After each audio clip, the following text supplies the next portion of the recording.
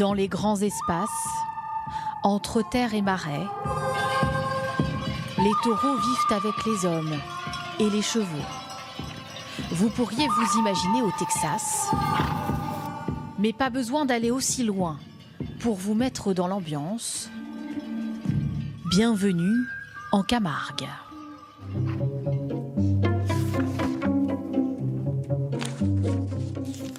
Entre Arles et les Saintes-Maries de la Mer, ces hommes et ces femmes ont mis leur chapeau et enfilé leur habit de travail pour monter à cheval.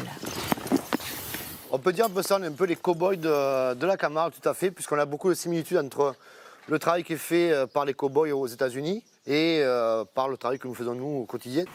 Dans cette manade, Olivier Blanc élève des taureaux et des chevaux. Alors là, en fait, on va aller chercher les taureaux qui sont au fond de la propriété, au fond du mas. On va les séparer sur le pâturage. Comme les cow-boys, ces gardiens travaillent à cheval avec une race particulière. On est à la limite entre le cheval et le poney. Mais il ne faut pas dire qu'on monte sur des poneys, hein. On monte sur des chevaux, c'est un cheval. Il a des membres assez forts et des sabots assez larges parce qu'il pâture régulièrement dans les marécages. Leur mission est de trier ces bêtes sauvages pour les emmener dans les arènes. Sur cette terre, le taureau est élevé en semi-liberté, à raison d'au moins 1 hectare par animal. C'est vrai qu'on a des zones qui sont plus ou moins infertiles parce qu'on a des remontées de sel en Camargue. Et donc le seul animal, le seul bovin qui puisse pâturer dans des terres un peu difficiles, un peu sauvages, un peu compliquées, c'est le taureau Camargue et le cheval Camargue qui sont adaptés au milieu. Ici, on fabrique aussi des Santiago, version française. Mais la star, c'est surtout la botte camarguaise. La Santiago de la région, c'est la botte camarguaise. On va aller voir comment elle se fabrique. Dans cet atelier entre Nîmes et Montpellier, on fabrique cette chaussure en cuir. 2,4-2,5 mm d'épaisseur. Donc ça va durer dans le temps, ça protège bien des chocs, des buissons ou de tout problème. Cette botte, qui sert traditionnellement aux gardiens, est cousue, façonnée, assemblée, vernie entièrement à la main. Elle vient même d'obtenir un label d'indication géographique protégée.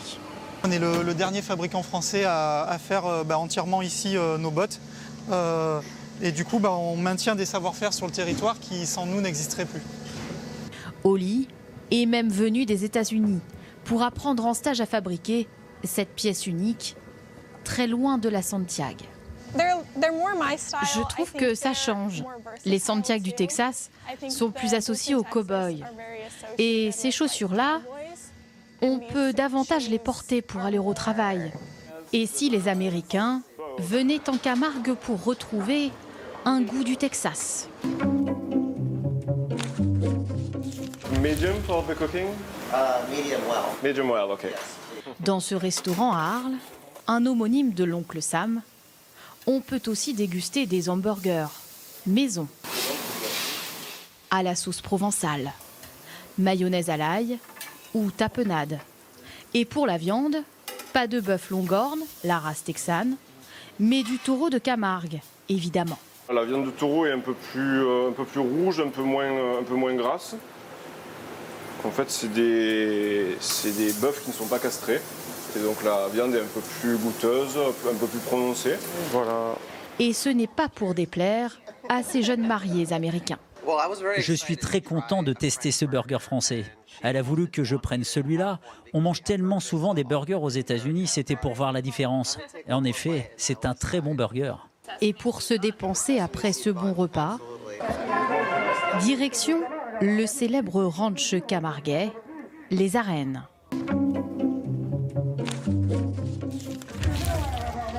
Comme au Texas, ces hommes défient le taureau. Ce n'est pas du rodéo, mais de la course camarguaise.